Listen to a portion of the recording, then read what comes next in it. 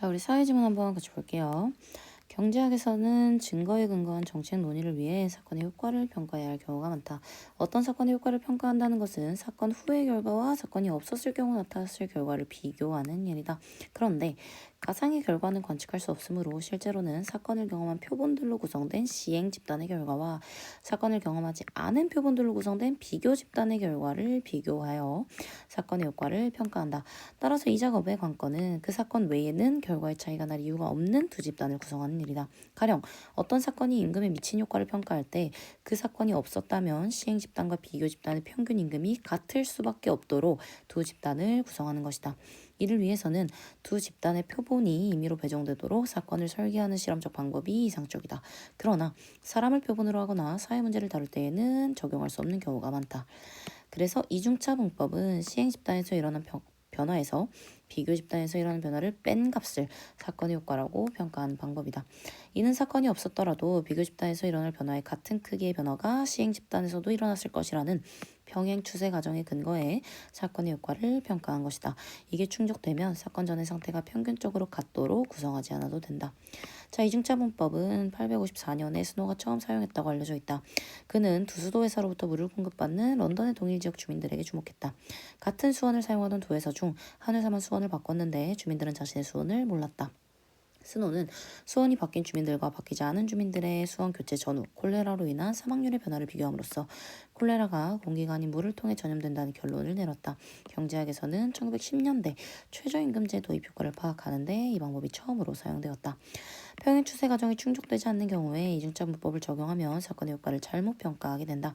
예컨대 어떤 노동자 교육 프로그램의 고용 증가 효과를 평가할 때 일자리가 급격히 줄어드는 산업에 종사하는 노동자의 비중이 비교 집단에 비해 시행 집단에서 더 큰 경우 평행 추세 과정은 충족되지 않는다. 그렇다고 해서 집단 간 표본의 통계적 유사성을 높이려고 사건 이전 시기의 시행 집단을 비교 집단으로 설정하는 것이 평행 추세 과정의 충족을 보장하는 것은 아니다. 예컨대 고용처럼 경기 변동에 민감한 변화라면 집단 간 표본의 통계적 유사성보다 변화 발생의 동시성이 이 과정의 충족에서 더 중요할 수도 있기 때문이다. 여러 비교 집단을 구성하여 각각의 이중차 문법을 적용한 평가 결과가 같음을 확인하면 평행 추세 과정이 충족된다는 신뢰를 줄 수 있다. 또한 시행 집단과 여러 특성에서 표본의 통계적 유사성이 높은 비교 집단을 구성하면 평행 추세 과정이 위헌받을 가능성을 줄일 수 있다. 이를 통해 이중차 문법을 적용한 평가에 대한 신뢰도를 높일 수 있다라고 나와 있습니다. 자, 먼저 볼게요. 적절하지 않은 건 실험적 방법에서 시행 집단에서 일어난 평균 임금의 사건 전후 변화를 어떤 사건이 임금에 미친 효과라고 평가한다라고 되어 있습니다. 자, 우리 실험적 방법에서는 우리 아까 처음에 나왔던 부분이죠. 이런 실행적 방법은 시행 집단과 비교 집단을 비교하는 거였어요. 시행 집단의 전후 비교가 아닙니다. 2번 이중차 문법을 기억의 경우에 적용할 경우 나타난 결과라고 해요. 프로그램이 없었다면 시행 집단에서 일어났을 고용률 증가는 비교 집단에서 일어났을 고용률 증가보다 당연히 작겠죠. 그러므로 기억의 이중차 문법을 적용하여 평가한 프로그램의 고용 증가 효과는 평행 추세 과정이 충족되는 비교 집단을 이용하여 평가한 효과보다는 작을 거예요. 왜? 자, 봐봐요.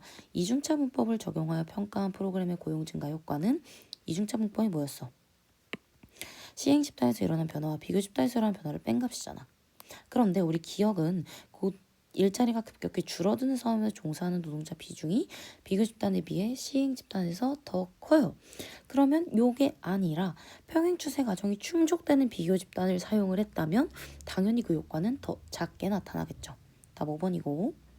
자, 3번 볼게요. 보기 아래의 표는 S국가의 P주와 인접한 Q주에 위치한 식당들을 92년 1월 초와 12월 말에 조사한 결과의 일부입니다. P주는 92년 4월에 최저임금을 시간당 4에서 5달러로 올렸고 Q주는 올리지 않았어요.